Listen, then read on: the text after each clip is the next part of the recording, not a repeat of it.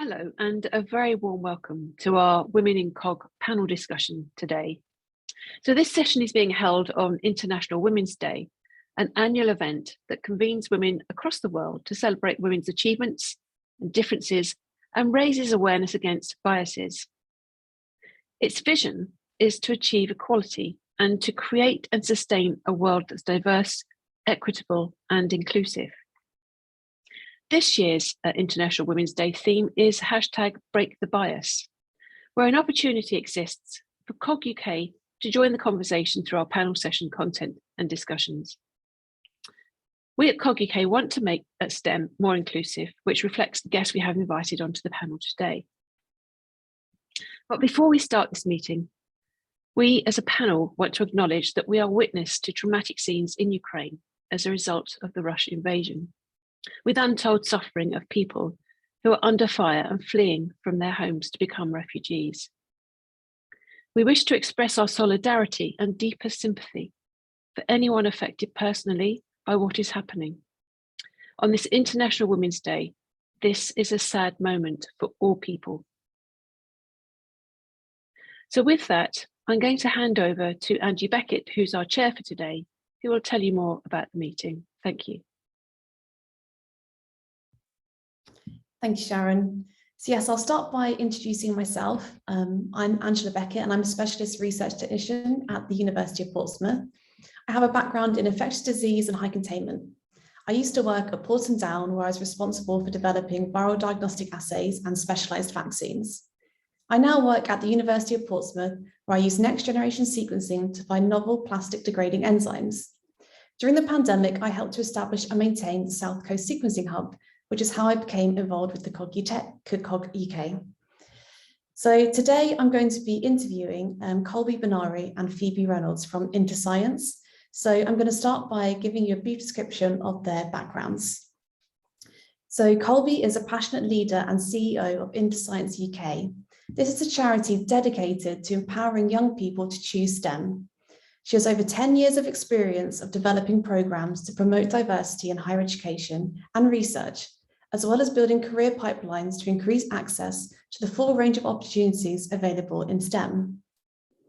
I'll also be speaking with Phoebe. She's a PhD student at King's College London in the Centre for Developmental Neurobiology, where she studies visual plasticity. She's a former participant with In2scienceUK and has experienced firsthand how successful the programme can be. Phoebe is now a trustee with In2scienceUK to further promote diversity in science, as well as being involved in a range of science communication projects, where she enjoys building connections between the scientific community and the public. So I'm going to start by kicking off with a question for Colby. I'd really like to know how your personal journey into STEM came about and how In2Science happened.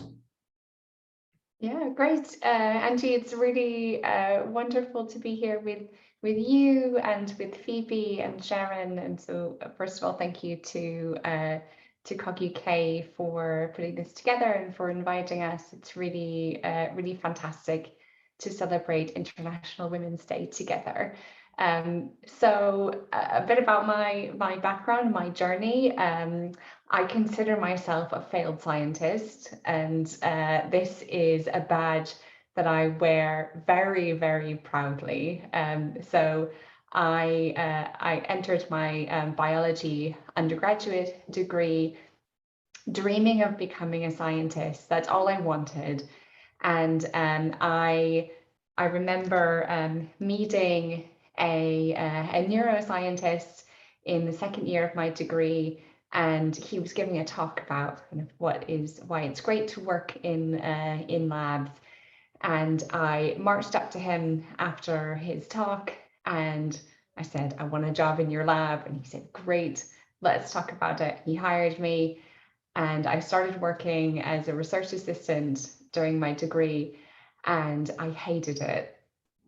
He was wonderful. He was a wonderful PI and mentor and really supported me along my journey. But I just discovered that lab work just wasn't for me. And it was something that I needed to kind of discover on my own and through experience.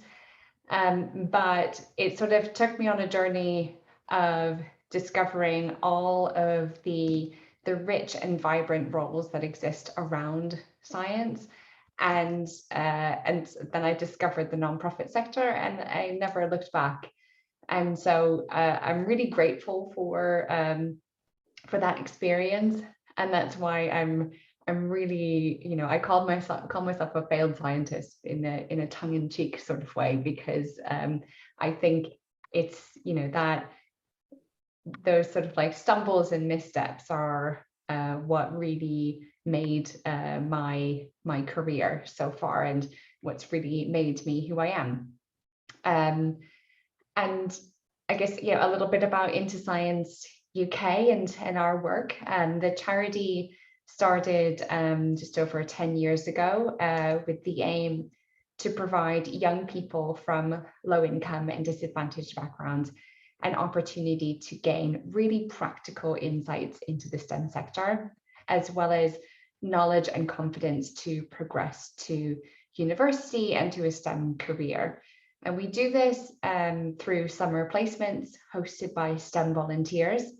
And that's where many of the people watching this talk and this session can come in. And I know that we'll be signposting people to opportunities, but we're always looking for people who are eager to volunteer and show really fantastic young people about their STEM workplace through some summer placements. So I will just leave that one there. But yeah, that's my journey. Yeah, amazing. I love how you talk about being a failed scientist, and you say it with pride. I think so often we can have this idea of what our careers are supposed to look like, this kind of life we've imagined for ourselves. And when it doesn't go the right way, sometimes we can spend a long time banging our heads against a brick wall. So it's amazing that you were able to step back and channel your passion into a different direction. Yeah, I think that's one mistake I made as a young person, is kind of thinking that I had to have it all mapped out and that I could have it all mapped out. You know, I still don't know what I want to be when I grow up now. Who knows what will happen in my life in the future? And I think, you know, what I've learned now is to be open to lots of different possibilities. Yeah, exactly. That's amazing and great advice. So what other advice would you give to people who are considering a career in STEM and who come from perhaps low income or less advantaged backgrounds? Yeah, I think I have two different kind of bits of advice for people. Some for, as you say, for young people who are kind of just getting started and maybe come from a background that is less represented in STEM, and some for perhaps for people who are a bit further along in their careers and still want to kind of are looking to kind of like crack the codes of, you know, how do I progress? How do I get further? How do I kind of, you know, make moves in my organization? And so for young people, and really for everybody, the advice is to build a community of support for yourself. And so programs like In2scienceUK, we take you on that journey of helping to build a community of support, giving you access to that environment, which is so critical, because I think some people have access through family connections, friends, and things like that. And if you don't have that, you spend a lot more time and energy trying to kind of break in, as you might say, and network well, and just get out there, meet people, don't be shy, and don't take the fact that, you know, one email doesn't get returned as a kind of a massive, you know, black mark against you. Keep going for it, reach out to people, and be genuine in your kind of in your networking, in your reaching out to people. I do have other bits of advice for people who are maybe a bit further along, which I'll go over briefly, but maybe if you want, we can bring it up later as well. The first bit of advice is to find out who holds power in your organization or influence, and find out what kind of power you hold. And so I know lots of participants are from academic institutions, and so in universities there will be kind of two different kinds of power: academic power that people in academic positions have, and then there's professional services, kind of like administrative power. And both kinds of power are really important in university. And so if you find that kind of, your head of department isn't sort of like doing enough to kind of get your idea through, talk to some people who are in professional services high up in your university, and use the sort of networking to kind of balance those two different kinds of power. The second piece of advice for more established people is find out who controls budgets and when those budgets are finalized. This is the key to everything, because budgets are usually set once a year, and if you come to your faculty wanting to kind of make big changes and budgets have been set last week, that's a huge shame. But yeah, so little practical bits of advice for. Yeah, so helpful. Thank you. Definitely. I really see what you mean about this idea of having a network. Like, I know for myself personally, when I finished uni, I was the first person in my family to have gone to university. So I had no idea where to find a job, or that I didn't really believe that I was even hireable. With having just a degree, I thought like there's biomed jobs and there's working in uni and doing a PhD, and I thought they were the only two options. And I ended up spending a year waiting tables, saving up for my master's, when I could have perhaps got experience somewhere more relevant. Phoebe, I'd love to hear what your perspective on this is, especially as you've been through the program yourself. Like, if you have any particular advice for people considering a career in STEM. Yeah, so when I was 17, I was very much like looking at what was around and available in science, and my parents had no background in science. They left school at 16, they didn't know anything, and for me, like, the only science careers that I knew of were being a doctor, being a dentist, or being a pharmacist, and that was it. And I didn't want to do any of those. And so sort of stumbled across In2Science at 17 and had this amazing opportunity where I went into an actual lab and I found out like how it worked and what it was like to be like a researcher and a real life scientist that you can like see on the TV. And for me, sort of really, sort of solidified that I could do that if I wanted to, and that I was capable of doing it. And people were so willing and helpful and able to guide me in different ways, and it sort of gave me the confidence that I could be a researcher, and this isn't something that is only accessible for certain people. And sort of started off that network, as you were saying, of building sort of your science network, and have kept in touch ever since, and I'm now doing a PhD. And sort of advice, I would just say to go for it, to don't be scared, and send the email or message someone, even like messaging somebody on LinkedIn who does something that you're interested in, and trying to dip your toe sort of in the world of science, because as soon as you've done that and you've made the first step, it's going to start sort of snowballing almost, and then those people will know other people who will know other people, and immediately you get this whole range of other opportunities opened up. But yeah, it was great. Yeah, I couldn't agree more. I think you're right. Once you're in somewhere and you've met someone, you can ask all those people in that workplace, where did you used to work? And then when you know what companies they were, or what you find out about all these job roles you didn't know existed, it really like broadens your horizons.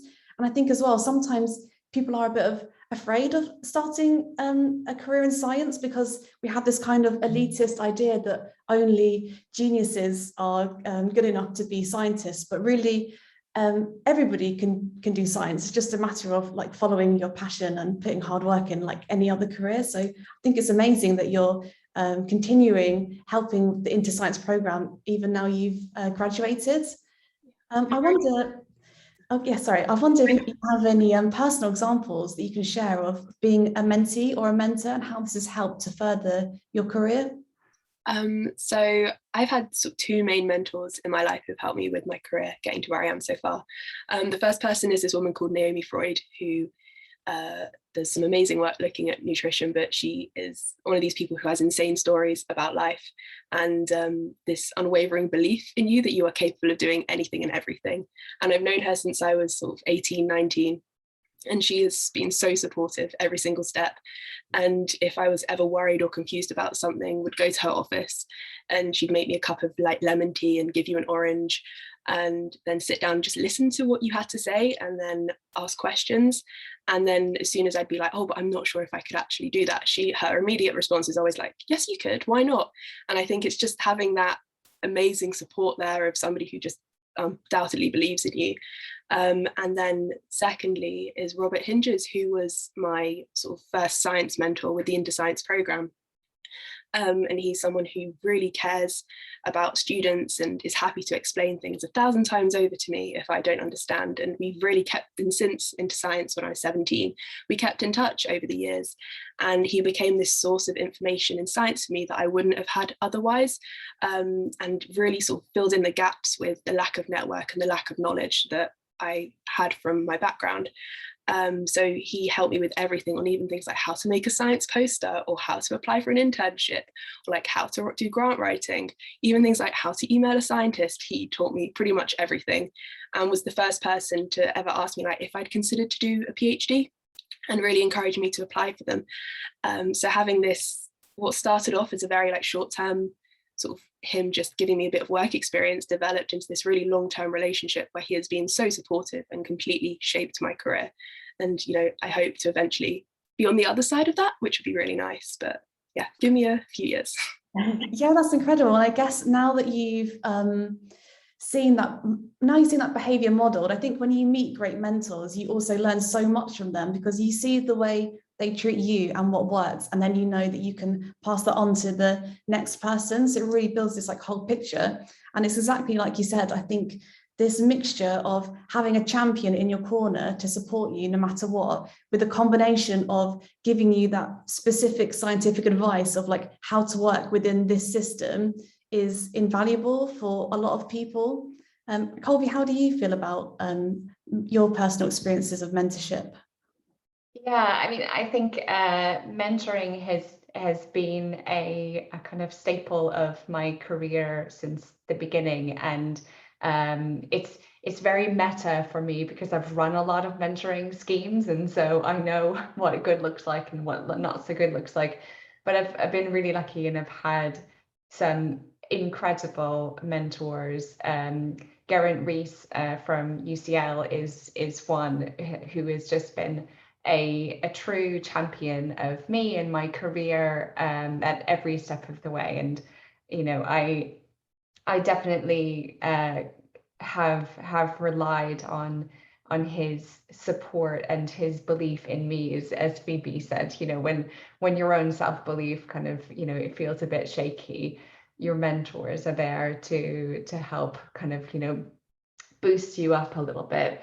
But I've had the joy of being a mentor to a number of people at various stages of their careers, and it's really taught me so much about my own approach to work, and has made me reflect a lot on my previous successes and maybe challenges, and how maybe today I would approach things differently in certain circumstances. But yeah, you know, once you have to kind of explain something to somebody, it really kind of solidifies in your mind the kind of person you want to be, the kind of leader you want to be. And so they keep me honest, and they keep me really, really grounded. And there's nothing like a young person sort of cutting through the waffle of what you're saying to kind of keep you really, really grounded. And so, yeah, I would encourage everybody to kind of be an active role model for young people. It doesn't matter what stage of career you're at. It really does not. You know, I have some amazing peer mentors that I've interacted with in the past, and it's all just been super, super positive. Yeah, well, that really shows how In2Science is so important, because once I think you've really demonstrated the beauty of having a great mentor and what impact that can have on your career. Like I know for myself, I've had an incredible mentor through my journey. Alka Bishop, she's somebody I met in my last workplace, and she still supports me now. And I think if I hadn't met her, my career and my life would look very differently. So when you find that one person, something clicks, it's really amazing. Not to say that there's not normally many mentors throughout a career, because I know everyone contributes in a different way, but having the opportunity to meet those people is amazing. So I guess my question would be, for people that are not sure, what is the best way to find a secure mentor, do you think? I think the best way is to just talk to people, just network, get to know people, and mentoring relationships that develop organically take time. You have to kind of invest in those relationships and communicate openly and honestly about what you would like. And sometimes it's possible to have a mentor without using that word. And so you can ask people for, could I have some career advice? And, would you mind sitting down for a coffee, in real life or on Zoom, and having a chat about the direction of travel of my career? You don't have to use that word, because sometimes people have misconceptions and different ideas of what mentoring really is and really should be, and that's okay. But yeah, I think networking is the best thing. Ask people if they know somebody who might be a kind of a good connection for you, and yeah, invest time in it. It's your career development is worth you spending time and thinking about, and it's worth your effort and attention. Mm-hmm. Yeah, I really agree. I think there's like many forms of mentorship, and I know the mentors I've had in the workplace, we've never labeled it as such. They've kind of grown organically out of seeking advice. But on the flip side, I've also participated in mentorship programs, like the Girls Network, where sometimes you need that formal program, especially for young people, because they haven't had a chance to meet that network. And it can take, I love all the different forms there are. So you can either have regular meetings with someone, or it can happen organically. But like you said, I think reaching out is really important. And Phoebe, I don't know if you have anything you'd like to add on how your mentorship relationships have been built and grown, and how you met people. I think it's important to say that mentoring relationships can come in very different forms. They're very fluid, and they can sort of grow and change, and something that might not necessarily start off as a mentoring relationship can become one. But I very much agree with everything Colby was saying, just really giving it a go and emailing someone or speaking to someone and networking, or like approaching someone on Twitter. And I think I was so surprised by how willing people are to talk to you and how willing they are to offer advice and guide you, even if it's just about something really small and short term. And I think there are now so many opportunities to be able to find a mentor, and just giving it a go and finding someone who is willing to support you and willing to just help answer your questions. And it doesn't always have to be long-term and successful. It could be very short-term and you get something great out of it, but it's amazing if it can grow into something else as well. Yeah, that makes a lot of sense. I think it really goes both ways, because when you're mentoring someone, not only is it really rewarding, but also you discover how all these different individuals have different ways of learning and needing support. So actually you kind of grow as a leader and a person as well, by dealing with a variety of people and finding out what works for them. So yeah, I think the whole thing's very rewarding. So I'm going to move on now to talking more about like the challenges for women in STEM, and if you face any challenges as a woman in STEM and how you've overcome such a challenge. Of course. I think everybody faces challenges. I found academia, if I could be really blunt, to be incredibly male dominated. And so that presents difficulties. It's, I had when I was working in higher education, I found many instances where I would walk into a boardroom with members of my team, and it was assumed that my more junior male colleagues were my boss, but that was not the case. And so there's, yeah, it's just kind of here constantly kind of like correcting people's assumptions. But I guess the challenges that I wanted to kind of reflect on is that the sort of early stuff that I was talking about earlier, and how I kind of, you know, realized, figuring out what I wanted to do with my life early on, when I realized that research wasn't really for me. And you know, we talked a little bit earlier, Angela, about sort of, you know, trying to kind of make plans for your whole life at an early age when it's not really possible. And yeah, I really made that mistake of trying to kind of figure out, okay, what is my whole life going to look like when I was, you know, 19. And I realized now that that isn't really practical or possible. And it puts a lot of pressure on you to think, I've got to figure this thing out. And I find myself and my peers falling into this trap all the time, that we kind of, you know, you make career changes, you decide to go into other roles, and you kind of fall into a trap of thinking to yourself, like, am I going to like this new role or this new direction for the next 30 years? And, you know, the answer, of course, is you don't have to. You can just try something out and see how it goes, and change if it doesn't work anymore. And yeah, I find that quite a freeing thing, and not specific to women at all, but I think it's quite a kind of universal experience. Yeah, absolutely. I think you do kind of, I think you're really right in thinking that the industry we know is still male dominated, and there's this tie between knowing that you might be experiencing bias now, but it's so undercover, you can't tell, like, if you haven't got that role because you're a woman, or if it's because something else, you know, it's very difficult to pinpoint, isn't it?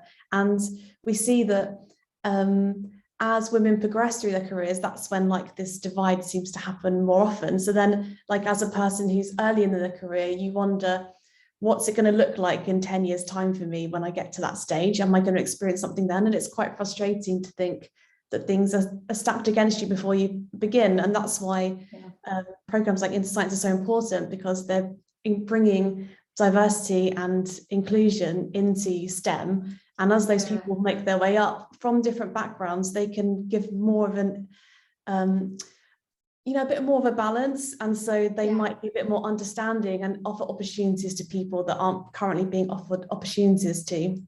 Yeah, I think you're exactly right. And, you know, so that's the, you know, when we're faced with really frustrating circumstances, the thing, we must focus on the thing that we can change. And so the thing that we can do as a community is support young people coming up through the ranks. And so volunteering for In2ScienceUK as a host for one of our students is, you know, something amazing, and I would really encourage everybody to think about it.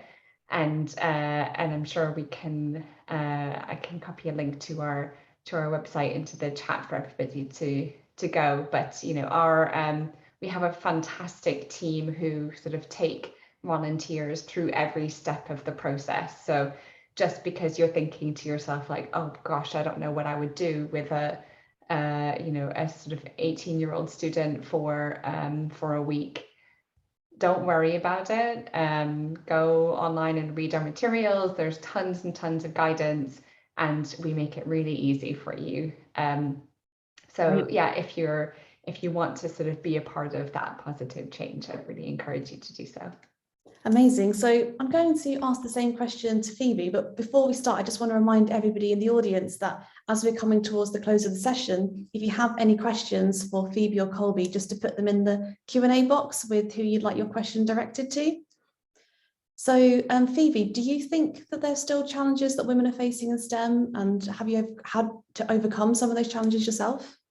Yeah, I think there are still many challenges that women face in STEM, and I think I'm very lucky in the sense that I don't have certain sort of discriminations against me and face challenges that other women do. Even things like I'm not a mother and I'm not married and I have no sort of long-term commitments to a specific location, which I think are challenges that, you know, aren't spoken about enough, especially as women progress through their careers, and instead they're something that they have to like silently work out themselves and balance to be successful. I think for me, like my greatest challenge is sort of the confidence and the knowledge and sort of having that understanding. And I'm very lucky that my family are super supportive. They have no idea what I do in my PhD. When I told them like I was doing a PhD in neuroscience, and they were like, oh, that sounds really good. So you're going to be a neurosurgeon if you're a doctor. And I was like, well, not exactly. But I think it's having that network of people that you can ask these questions to. But I think, you know, these biases still exist against women, which do limit their accessibility in science, and everything from, you know, people's perceptions of you to sort of more institutionalized problems. And I think, you know, it is a problem that starts very early on and just becomes more and more apparent as you work, sort of move your way through academia in particular. But yeah. Yeah, I do see what you're saying, especially, you know, like some fields have much lower rates of women even applying for the courses, like physics, for example. And I think there's this, from what I've read, there can be a lot of bias in the way in which job descriptions are written. So they have more male-dominated language, which means women feel less like they can apply, or, you know, this same issue of if you don't meet all the criteria, women are less likely to apply than a man will. And it's not just an issue of self-doubt, it's like this way that we've been taught to follow guidelines for our whole life. And so we really believe that there's like a part of us that believes that following the rules will get us the results we want, but actually perhaps that's not the game that's being played. And it's really about educating ourselves and learning and getting those opportunities. So yeah, I think it's amazing the work you guys are doing. Thank you. Do you think there's still a conversation to be had around STEM being made more accessible to women? Yeah, for sure. I think, you know, until there's parity, of course there's still a conversation to be had. And even when we achieve parity in terms of every underrepresented group, there is still a need for us to reflect as a community about where we've come from. And I think, but I do want to kind of to talk about kind of practical stuff as well, because, you know, it's very easy to get kind of swept up into kind of slightly more existential theoretical conversations around these issues, which I think are really important. But it's also worth kind of, you know, us remembering and reminding ourselves that kind of, you know, microaggressions and bullying and things like that happen every day. And I know most of the attendees will be at a university or research institute, perhaps connected to university. And every university will have an anonymous reporting system for bullying and quote unquote bad behavior. I really encourage you to find out what it is for your institution and use it, because universities are really, really sort of a tide is turning a little bit for universities to recognize that that bullying and research culture are massive issues that they need to address. And so the more people speak out in safe ways, such as through an anonymous reporting system, the better. And that's going to affect positive change for people working in STEM right now, as well as for people coming up through the ranks and joining the workforce in the future. Absolutely. Is that something that you've built into your In2Science program? And like, have you also like experienced bullying when you were working back in academia? Yeah, so I definitely saw people sort of, not doing the right thing, and of course called it out when I could, and sort of, but it is tiring, and of course safeguarding is a huge concern for us with the In2Science program. There are completely different scales though, because the placements for In2Science are very short.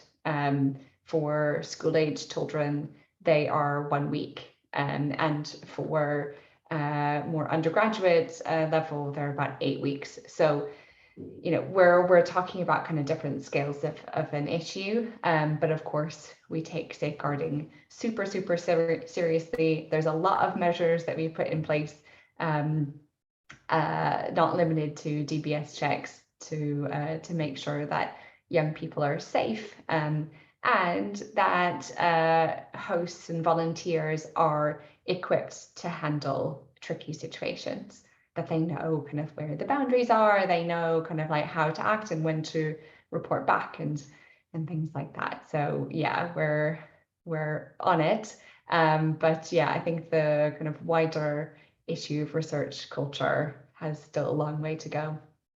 Absolutely. So we're going to move on to the questions in a minute, but I'd really like an opportunity for you to just talk about how people can get involved with In2Science and what it means to be a host. And, like you said, sometimes the placements are just a week, so that is a small amount of time for a lab to have somebody there, but actually it could have a huge impact on someone. So what are the different ways people can get involved? I know you've posted the website already. Yeah, so the volunteer link is absolutely the way to go. You can find out about our programs and different ways to get involved, and the team will follow up with you and talk about your individual circumstances. We'll talk through kind of what your lab can offer and what's possible there. So get in touch with my fabulous team through that link, and they'll take you through that whole process. But yeah, in terms of the impact it can have on a young person, I mean, I'm sure Phoebe can offer her real life lived experience, but one thing that I will say is that through our data analysis, we know that our summer program has a statistically significant impact on a young person's ambition and ability to progress to university after their A levels. And so not only do they apply to higher tariff universities in greater numbers, which will lead to a higher paying role in the future, but they're much more likely to be accepted to a STEM degree course in a high tariff university. So we're really proud of our real impacts there. Excellent. Yeah, that's amazing. Yeah, so if people want to get involved, then go to the In2ScienceUK.org website, and we'll post a link in the chat shortly if people don't have access to that already. So I have a question here from Sarah, which says, how do you motivate yourself to keep advancing in your careers, when you have that moment of not knowing what you want to do when you grow up? Should we start with Phoebe first? I know you're right at the start of your career, but I'd love to hear your perspective. I think for me, it's sort of taking it one step at a time. I don't know where I want to be in 10 years or 50 years. So for me, it's just about finding things that I'm passionate about and interested in, and doing that for the short term, and then just trying to meet as many people as possible in as many different careers. And even in sort of the year I've been doing my PhD, I've met so many people who do completely different careers beyond things that I've even thought or knew existed. So for me, I'm just interested in being able to pick things that I'm passionate about or I'm interested in and giving them a go and enjoying it. So yeah.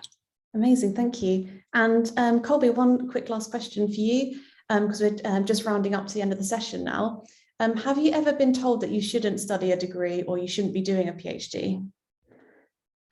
Yes, I was told many times as a kid that I shouldn't study a STEM subject, that I should rather learn a trade, and which I think is reflective of my my upbringing, rather than, you know, necessarily kind of reality of the potential of a STEM career, but just a kind of lack of awareness of the people who were around me. But yeah, it's kind of lucky that I didn't really listen to a lot of authority figures when I was a young person.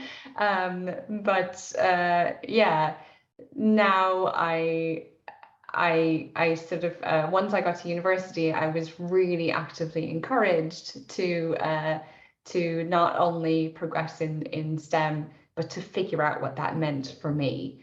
And so I think yeah, I got lots of mixed messages as a young person, and what kept me going was just the thought that and what kind of motivates me now is just being challenged by what I'm doing. You know, I love a really tricky kind of juicy problem, and I like to kind of throw my whole self into it and solve it.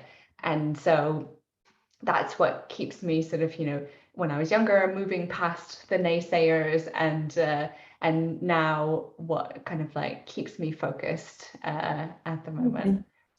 Yeah, well, thank you so much. It's been enlightening.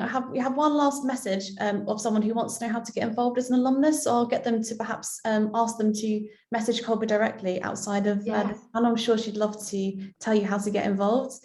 Well, thank you so much, Colby and Phoebe. I've learned so much, and I'm really excited to see how many programs and people are going to take up this In2Science program and get more people in their lab and get that accessibility and diversity increased in STEM. So it's amazing. Thank you for your time. I'll just hand over to Sharon to close out the meeting.